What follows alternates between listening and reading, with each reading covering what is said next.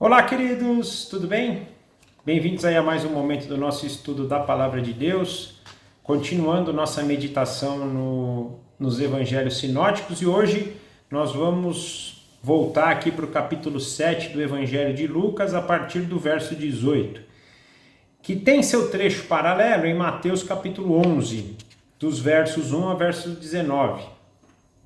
É importante a gente notar o seguinte: nós dissemos no começo desse estudo que os evangelhos, principalmente Marcos, Mateus e Lucas, Marcos, Mateus e João, eles não têm uma preocupação tão grande com cronologia. Um pouco diferente de Lucas, que se preocupa um pouco mais de desenvolver o seu ministério conforme uma ordem cronológica do ministério de Jesus. Mas não que também Lucas tenha acertado tudo aqui, que seja na sequência de Lucas. Mas, como é aquele que mais se preocupou com isso, nós temos seguido aí uma cronologia mais baseada no Evangelho de Lucas. Por isso que estávamos estudando no encontro passado Mateus capítulo 8 e agora já vemos Mateus capítulo 11, porque os trechos paralelos mudam de lugar. Lucas continua a partir do capítulo 7, que nós estudamos na semana passada, já Mateus vai para o 11. Mas o mais importante do que pensarmos em cronologia, se foi nessa ordem de acontecimentos, é pensarmos nas obras, pensarmos nos ensinamentos, pensarmos naquilo que o Senhor Jesus quer nos deixar de lição da sua palavra, de conhecimento daquilo que nos aproxima dele, nos aproxima do Pai, de que nos enche de esperança, do que nos capacita para andarmos pelo Espírito. Penso que esse é o propósito primário. Então, continuando, nós vamos seguir na cronologia proposta por Lucas. Mas antes vamos orar para que Deus nos abençoe, nos dirija e nos transforme de coração, para que possamos mais uma vez nos aproximarmos ainda mais do nosso Senhor Jesus, pelo poder do Espírito Santo que hoje nos habita. Papai, muito obrigado por mais um encontro, por mais uma vez o Senhor permitir estarmos aqui diante do Senhor, diante da Tua palavra, diante do poder do Espírito, e nos dá entendimento, e nos dá capacitação, e nos transformar de glória em glória à imagem do nosso Senhor Jesus Cristo. Nós te agradecemos porque sabemos que isso são coisas que vêm do Senhor, presentes inestimáveis que recebemos, os maiores presentes possíveis o Senhor nos dá, que é a presença do seu Espírito, que é a comunhão restaurada com o Senhor por meio do nosso Senhor Jesus Cristo. Muitas vezes nós olhamos para o futuro como algo que vai acontecer, mas esses presentes nós já temos. Hoje nós já somos salvos por meio da obra do nosso Senhor Jesus Cristo, para podermos entrarmos sem intrepidez diante do Senhor, diante da Tua glória, na justificação do nosso Senhor Jesus. E agradecemos, porque realmente é tudo do Senhor, é a Sua obra agindo nas nossas vidas. E mais uma vez, humildemente pedimos que o Seu Espírito, que o Senhor Espírito Santo nos capacite, que o Senhor Jesus nos permita cada vez mais estarmos caminhando na Sua direção e que nós possamos sair cada vez mais cheio da Tua glória, cheio do amor que nós recebemos e hoje podemos compartilhar. Amor que transforma o mundo, amor que nos capacita para cumprirmos os propósitos que o Senhor tem determinados para as nossas vidas. Nós consagramos então esse momento nas Tuas mãos e os entregamos em nome do nosso Senhor Jesus. Amém. Gente, o capítulo 7 de Lucas, a partir do verso 18, vai contar então aqui uma interação entre os discípulos de João Batista junto com Jesus e o testemunho de Jesus sobre João Batista. Essa passagem ela vai do verso 38, do verso 18 ao verso 35, assim como Mateus, capítulo 11, do verso 1 ao verso 19. Mas nós vamos separar em 3 trechos aqui para facilitar o nosso desenvolvimento no assunto, né? E o primeiro trecho vai do versículo 18 ao versículo 23, que diz assim: Os discípulos de João Batista lhe contaram tudo o que Jesus estava fazendo. Então João Batista chamou 2 de seus discípulos e os enviou ao Senhor para lhe perguntar: O Senhor é aquele que haveria de vir ou devemos esperar por outro? Os 2 discípulos de João encontraram Jesus e lhe disseram: João Batista nos enviou para lhe perguntar: O Senhor é aquele que haveria de vir ou devemos esperar por outro? Naquela mesma hora, Jesus curou muitas pessoas de suas doenças, enfermidades, espíritos imundos e restaurou a visão de muitos cegos. Em seguida disse aos discípulos de João: voltem e contem a ele o que vocês viram e ouviram. Os cegos veem, os aleijados andam, os leprosos são purificados, os surdos ouvem, os mortos são ressuscitados e as boas novas são anunciadas aos pobres. E disse ainda: felizes aqueles que não sentem-se ofendidos por minha causa. Então até aqui a palavra de Deus. Nesse momento nós já sabemos que Jesus tinha feito várias obras de todos os tipos. Vimos no encontro passado a ressurreição do filho da viúva, a cura do servo do centurião, vimos a cura da sogra de Pedro, várias curas que Jesus já tinha processado ali até o momento. Então as obras de Jesus eram conhecidas e conhecidas por João. Se a gente olhar o trecho paralelo em Mateus capítulo 11, versículo 2, nós vamos perceber que João Batista tinha esse conhecimento. Olha o que essa passagem nos diz. João Batista, que estava na prisão, soube de todas as coisas que Cristo estava fazendo. Então, João já tinha esse testemunho das obras. Mas João tinha já um testemunho de quem era Jesus muito maior, né? João, desde a barriga de sua mãe, já sabia quem era Jesus. A ponto de, quando Maria, mãe de Jesus, vem visitar Isabel, sua prima, João, quando Maria apenas sauda ao chegar ali no ambiente, João já se estremece inteiro ali na barriga de Isabel, já se alegrando a ponto de ter aquele diálogo maravilhoso entre Isabel e Maria. Tem o Cântico de Maria, que é um dos cânticos mais lindos que nós podemos ver nas Escrituras. Então João Batista ali já tinha noção. Depois vem o batismo, a ponto dele falar: vem aí o Cordeiro de Deus que tira o pecado do mundo, aquele que eu não sou digno de desatar as sandálias, os cadarços das suas sandálias lá.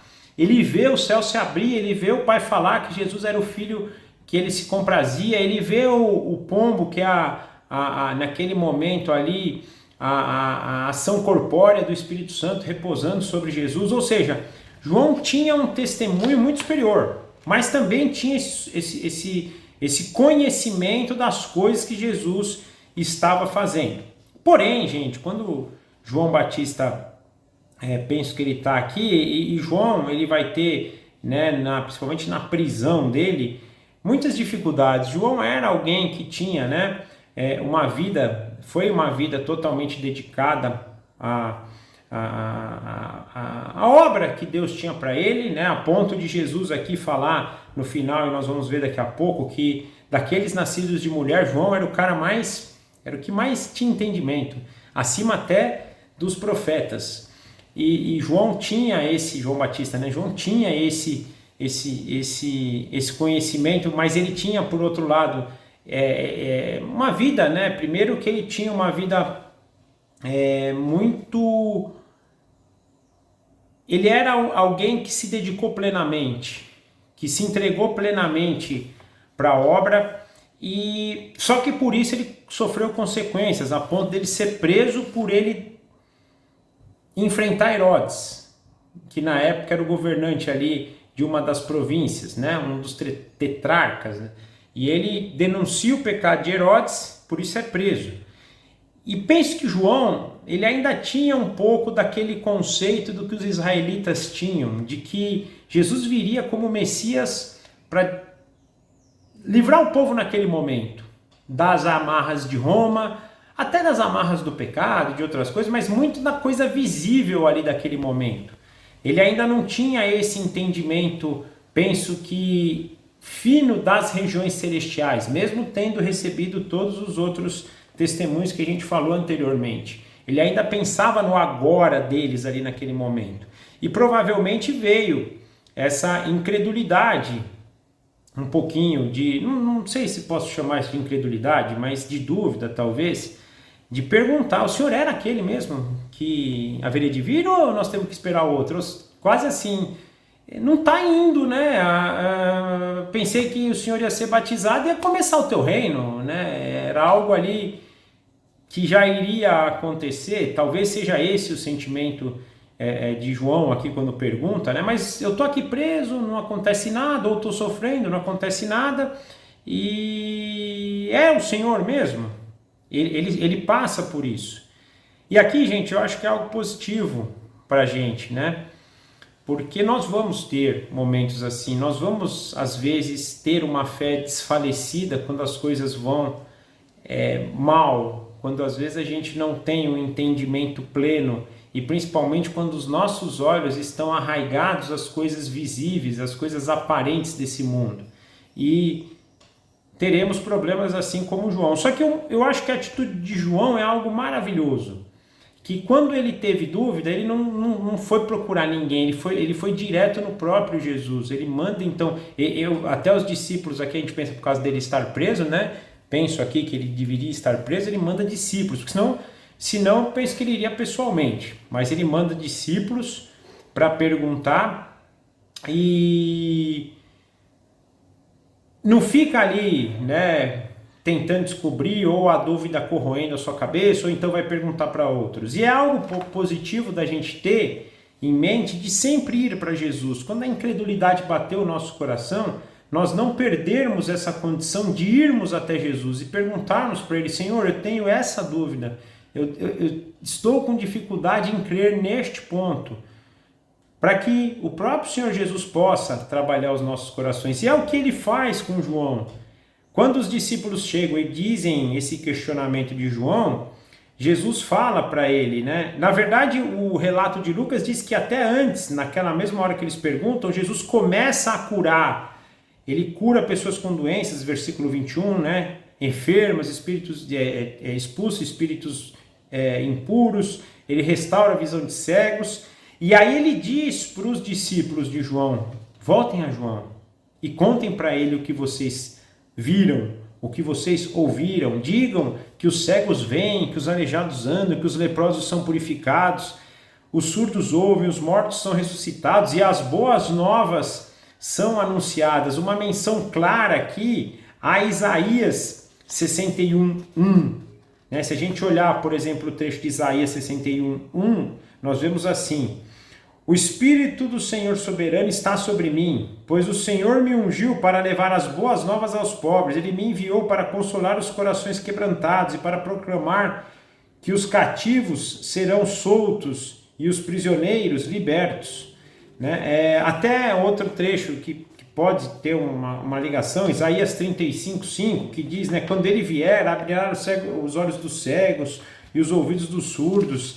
Lógico que Isaías aqui muito a ver também com essa questão de cegueira e de surdez espiritual, mas também é o que ele faz aqui com o povo. Ou seja, Jesus chama para João a seguinte mensagem, manda para João a seguinte mensagem: sabe aqueles de que falavam os profetas? E eles falavam do que ele faria? É o que eu estou fazendo, para que você tenha certeza que eu sou ele, que eu sou o Messias, que eu sou aquele que veio. Não é aquele que haveria de vir ou outro que virá, eu sou aquele. E principalmente penso que também dando um pouquinho de orientação para João nesse sentido: as obras e o meu reino não são deste mundo, são obras superiores. Então eu não vim aqui para libertar vocês daqui, de Roma, de tudo. A gente pode, nós vamos falar um pouquinho disso, do tipo de liberdade que ele traz para aqui, mas mais do que isso, é para trazer uma liberdade do pecado, uma liberdade de que nós, até crermos em Jesus, éramos presos. Efésios 2 fala, estávamos direcionados pelo príncipe desse mundo. Eu vim livrar vocês desse príncipe que hoje domina vocês, mas que agora, pelo poder que eu exerço também nessa condição, por causa da cruz, vocês possam agora ter vida novamente. Penso que dá um pouco dessa ideia, né? E ele avança aqui dizendo: felizes são aqueles que não se sentem ofendidos por minha causa. Esse trecho aqui é um trecho até interessante. Eu fiquei pensando, mas o que ele quer dizer, né? Felizes aqueles que não se sentem ofendidos por minha causa. Quer dizer, alguém pode se sentir ofendido por causa de Jesus. Mas por que as pessoas poderiam se sentir ofendidas por causa de Jesus? E aqui, como ele está pedindo para eles falarem para João, eu penso que ele podia estar falando até diretamente para João, no sentido assim, duas possibilidades, né? Primeiro, de eu não me ofender pelo aspecto de não ter entendido a obra, né? E ficar ofendido com Cristo.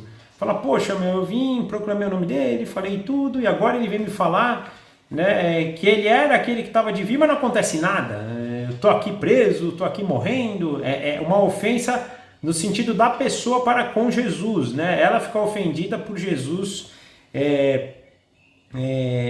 não fazer a vontade dela, não salvá-la das coisas desse mundo. Por exemplo, quando fala das coisas desse mundo, que nem João, que estava preso e que foi morto por causa do nome de Cristo e foi salvo por isso, nessa direção, né? Ele ter sido ofendido por ter feito tudo o que fez e no final das contas ter morrido sem que houvesse aí uma ação do Messias neste mundo, sem estar vendo as coisas futuras. Uma possibilidade. A outra possibilidade é ele se sentir ofendido mesmo por causa de Cristo, ele se ofender, né, com ele mesmo por isso, né, por ele não ter esse entendimento, por ele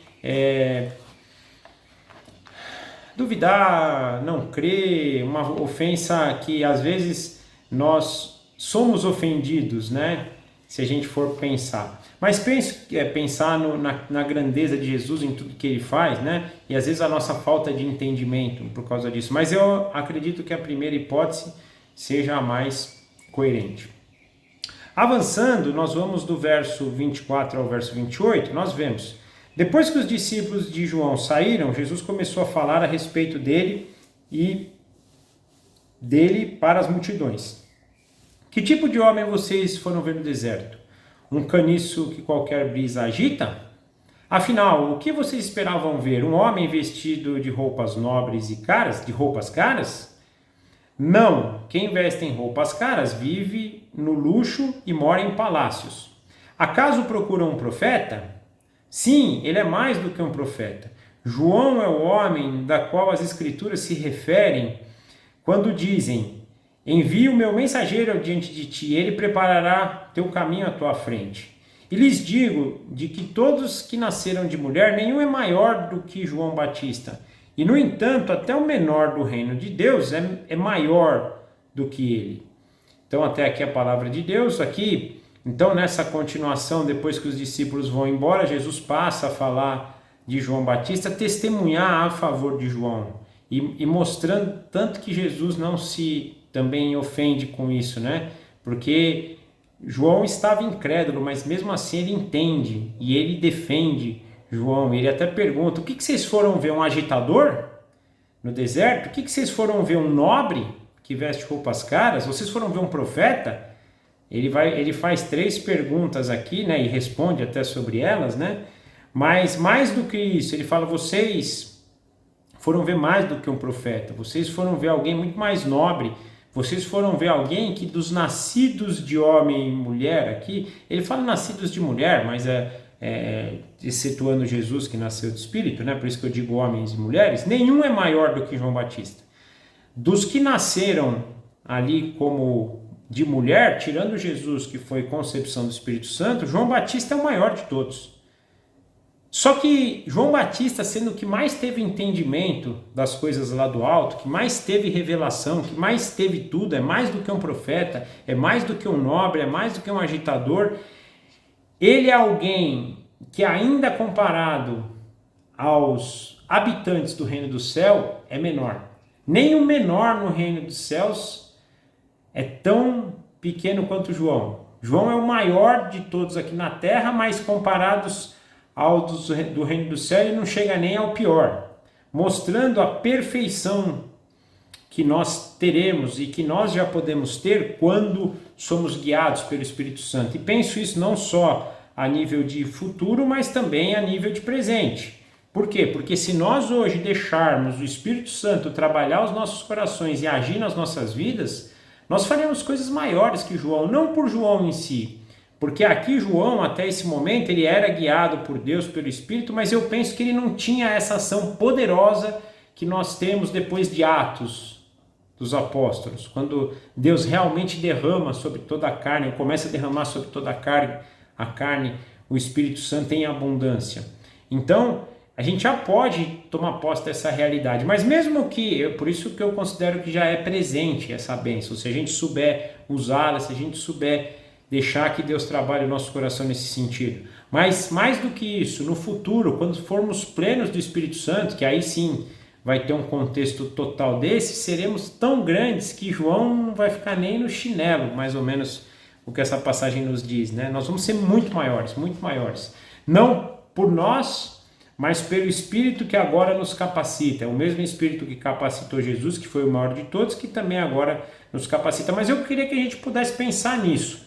Não ficar olhando só para o futuro, olhar para o presente também. Porque a partir do momento que a gente deixa o Espírito Santo trabalhar os nossos corações, nós já podemos tomar posse desse poder. Isso que é importante. E um poder, gente, que eu queria trazer na nossa mente também, é a gente começar a ter esse entendimento, um poder de transformação de coração, um poder de entendimento de quem é Jesus, de quem é o Pai, o entendimento da obra que Ele nos tem designado, porque a gente fala muito de evangelismo e tem que ser feito evangelismo, a gente fala muito de discipulado, tem que ser feito discipulado, mas uma coisa que eu acho que é importante é a gente começar a entender que no nosso relacionamento, de dia após dia, de glória após glória, de ação de Deus após ação de Deus na nossa vida, dos nossos atos até nossos atos, são oportunidades que temos de conhecer do amor de Deus, que tem sido derramado nas nossas vidas em abundância, para que nós possamos agora também abençoar por meio desse amor outras pessoas. Penso que esse é o grande, né? Até que Paulo fala lá em Coríntios, né? Se não tiver amor, companheiro, você pode evangelizar, você pode falar da Bíblia, você pode discipular, você pode falar em línguas, pode falar o que você for. Se não tiver amor, e o amor que eu digo é esse, né? Essa condição mútua, né? De a gente receber e reconhecer esse amor que nós temos sido abençoados e compartilhar com isso, compartilhando com tudo o que a gente pode dar, seja por evangelismo, seja por discipulado, seja por falar em língua, seja por o que for, a gente não vai ter esse entendimento. Mas penso que viver o reino de Deus seria um pouco isso, né? E avançando então do versículo 29 ao versículo 35, nós temos: todos os que ouviram a palavra de Jesus, até mesmo os... só um detalhe, desculpa, até antes só de ler essa passagem, eu esqueci aqui, quando ele fala de que João era o mensageiro, né, que veio diante de ti e preparar a caminho, ele está fazendo uma menção a Malaquias, mostrando também que João Batista era um cumprimento de uma das profecias feitas no Antigo Testamento, né? E agora avançando sobre versículo 29 versículo 35 de Lucas, nós temos: todos que ouviram as palavras de Jesus, até mesmo os cobradores de impostos, concordaram que o caminho de Deus era justo, pois tinham sido batizados por João. Os fariseus e os mestres da lei, no entanto, rejeitaram o propósito de Deus para eles, pois recusaram o batismo de João. Assim, o batismo de João, agora Jesus falando, né? Assim, aqui posso comparar o povo dessa geração? Perguntou Jesus. Como posso descrevê-los? São como crianças que brincam na praça, queixam-se com seus amigos.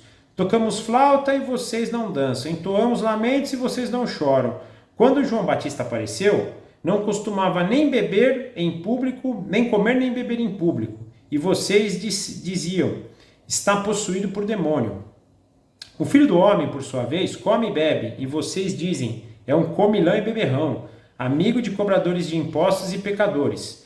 Mas a sabedoria é comprovada pela vida daqueles que o seguem a Jesus. Até aqui a palavra de Deus também. Então, para finalizar, todos que estavam ouvindo concordavam, todos assim, do povão lá, né? Inclusive os cobradores de impostos, que eram tidos como grandes pecadores, porém, os mestres e fariseus não, porque eles rejeitavam o propósito de Deus, inclusive pelo recusar do batismo de João. E o que era o batismo de João? Era o batismo do arrependimento, ou seja, eles não se arrependiam. Por quê? Eles se achavam pessoas justas. Diferente dos cobradores de impostos, né, que apesar de tudo eles se tinham como pecadores, ou grande parte deles se tinha, né? Nós vimos a história de Mateus, vimos a história, né, de Zaqueu, por exemplo. Então, pessoas que entenderam que eram pecadores e precisavam das misericórdias de Deus. Então, se arrependeram por meio do batismo de João e depois por meio do nome de Cristo. Já os fariseus, não, eles se eles rejeitaram, né? E aí Jesus faz uma provocação aqui para eles, até falando como é que eu posso comparar, né, essa geração. Como eu posso descrevê-los? Dá a impressão aqui que ele está falando que são crianças mimadas, né? Crianças que brincam na praça, mas não param de murmurar, não param de reclamar, só reclamam. Ele fala aqui, né? Toca a flauta, vocês não dançam. Então, lamentos, vocês não choram. Ou seja, tipo, quer dizer, vocês não fazem, né, o que é a nossa vontade. E pensando que isso seria para os fariseus, exatamente isso, né? Pessoas que estavam rejeitando o ensino, estavam rejeitando o arrependimento, porque era contrário àquilo que era a sua vontade, o seu entendimento, a cegueira do coração deles, né? A ponto até deles criticarem, né? João Batista, por exemplo, que mesmo mostrando sinais proféticos, eles recriminavam, falavam que João era possuído, falavam, ó, esse aí não come, não bebe, é possuído, esse é possuído pelo demônio, mas era mais do que um profeta. Como também o próprio Deus, por meio de Jesus, o filho dele, o filho do homem, ele que comia, que bebia, que sentavam com os publicanos, com os pecadores, ele que andava com as prostitutas, com os leprosos, com os doentes, né? E daí por diante, também eles recriminavam, porque na verdade isso ia ao contrário da vontade deles, que nem ele fala das crianças aqui, uma criança mimada, você não está fazendo a minha vontade, você cura no sábado, você cura um pecador, você perdoa um publicano, por exemplo, o publicano é cobrador de impostos, né? Então, ou seja, estava indo, né, contrário a isso. E aí Jesus termina, né, no verso 35, mas a sabedoria é comprovada pela vida daqueles que o seguem, ou seja, o que estava direcionado não eram as obras anteriores, mas sim aqueles que seguiam Jesus, e que seguiam, e a gente sabe disso, né, hoje, que esse seguir tinha muito a ver a questão do arrependimento, do perdão que vinha por meio da fé e do arrependimento. E a pessoa que cria e a pessoa que se arrependia, ela seguia a Jesus, né? E para a gente finalizar, gente, eu queria deixar, eu falei isso quando a gente estudou Apocalipse, né? Quando a gente falou dos 144 mil, lá o segundo 144 mil, que a gente vê no livro de Apocalipse, eu penso, quando eu vejo aqueles lá, e eu falei na época, tipos de João Batista. Se nós temos em João Batista um tipo de Elias, a gente até, quando vê o paralelo de Mateus, a gente observa isso, né? Que Jesus fala que João Batista era um tipo de Elias, né? Que a gente vê, por exemplo, na profecia de Malaquias 4:5. No final dos tempos nós vamos ter uma série de João, um grupo escolhido por Deus que vai fazer essa função de João Batista também. Uma função de anúncio, uma função de preparação. João Batista foi responsável por preparar o caminho para Jesus na sua primeira vinda. Mas penso que vai ter uma geração no final dos tempos, os amigos do noivo, daquela parábola do noivo, que vão anunciar a chegada do noivo, que vão anunciar a bodas do Cordeiro, que vão preparar, vão aplainar o caminho para a segunda vinda de Jesus. E da mesma forma que João se dedicaram integralmente ao ministério, mesmo tendo dúvidas, e a gente percebe aqui que João teve dúvidas, mas eles não abriram mão desse propósito. Deus os capacitou João e vai os capacitar até o fim para cumprir esse propósito. E vão ser pessoas que daqueles nascidos de mulher vão realmente, por isso que eu falo dos 144 mil, num grau de dedicação, de pureza, de fidelidade a Jesus muito grande, né?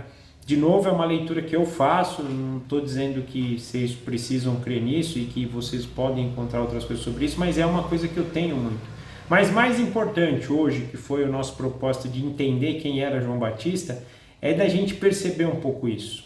O quanto o ministério de João Batista pode impactar a nossa vida, o quanto um homem que viveu de forma simples, mas de forma fiel, justa, íntegra no caminho do Senhor, causa impacto, transforma a realidade. João, mesmo estando num momento bem próximo de Jesus, ele transformou a realidade ali daquele povo, ele trouxe num primeiro momento um batismo de arrependimento que impactou pessoas a ponto de preparar o caminho para a vinda do nosso Senhor Jesus. E a gente pode também viver um pouco dessa realidade hoje, ir preparando